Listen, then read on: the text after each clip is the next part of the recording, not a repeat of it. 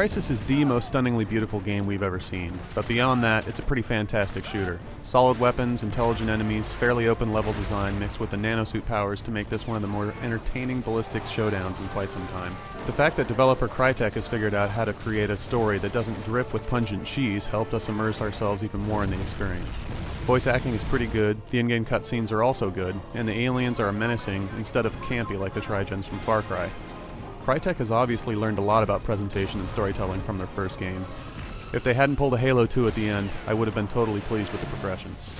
As with 2004's Far Cry, Crysis takes place on a picturesque island paradise lush with vegetation and surrounded by gorgeous blue water. The impressive visuals are so far beyond Far Cry's that it's hard to even comprehend what Crytek, given another few years in development, will be able to come up with.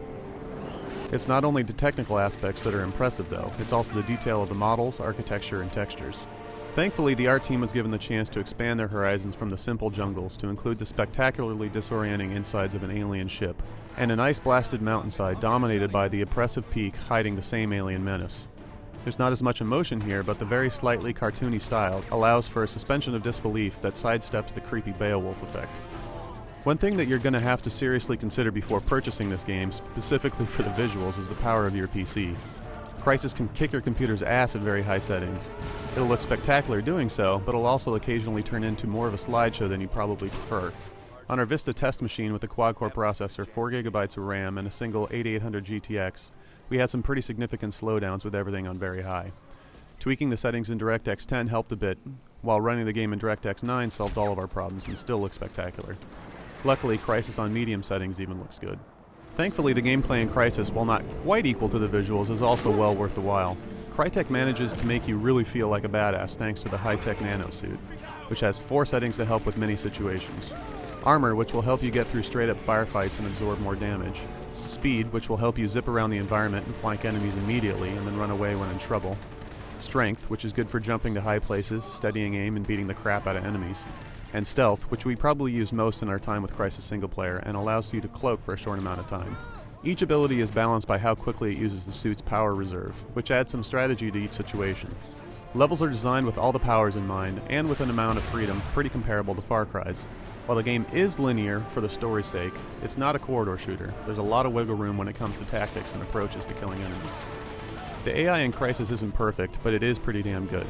The occasional clumping of human enemies does happen, but you'll also see patrols try their best to flank you and stay spread out while they hunt you down. Most of the single player will be spent on the ground in your nanosuit in the jungle, but there are some welcome moments where you'll command a tank, an airship, and of course commandeer any number of vehicles from the Koreans. The single player of Crysis, while similar to Far Cry in setting and core gameplay ideas, is most definitely a well-paced and exciting experience that deserves to be played. Thankfully, multiplayer isn't useless either. While only 2 modes are available, both team-based players and deathmatch lovers will have some action to enjoy. The team-based mode, Power Struggle, can have a higher learning curve for its complication, though once you understand the premise and coordinate with your teammates to complete specific goals, it does get pretty exciting.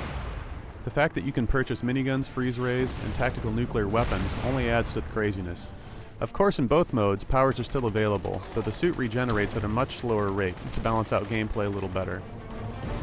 Overall, Crysis is definitely another win for Crytek. They've created some amazing technology and some fast and fun gameplay with enough options to allow players to use their own style of attack. It's scalable enough that many gamers will be able to play it on some setting, even if it isn't the best, and have a good amount of fun doing it.